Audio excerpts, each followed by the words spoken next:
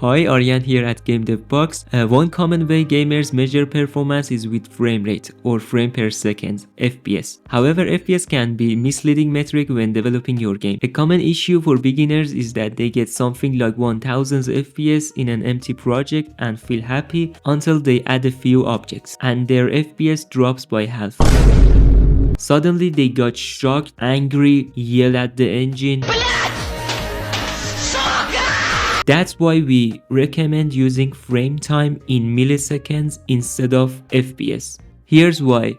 Take a look at this graph comparing FPS and frame time. For instance, if your game runs at 900 FPS, each frame takes about 1.1 milliseconds. At 450 FPS, each frame takes 2.2 milliseconds. Even though FPS appears to drop by half, the difference is only 1.1 milliseconds per frame. To calculate frame time, divide 1000 by the FPS. For example, 1000 divided by 16 FPS is 16.6 milliseconds per frame. Consider the difference between 60 FPS and 56.25 FPS. That's 16.6 and 17.7 milliseconds per frame, respectively, just a 1.1 millisecond increase, but the FPS drop feels far less dramatic.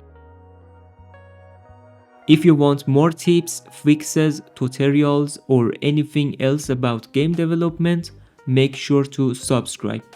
Thanks for watching.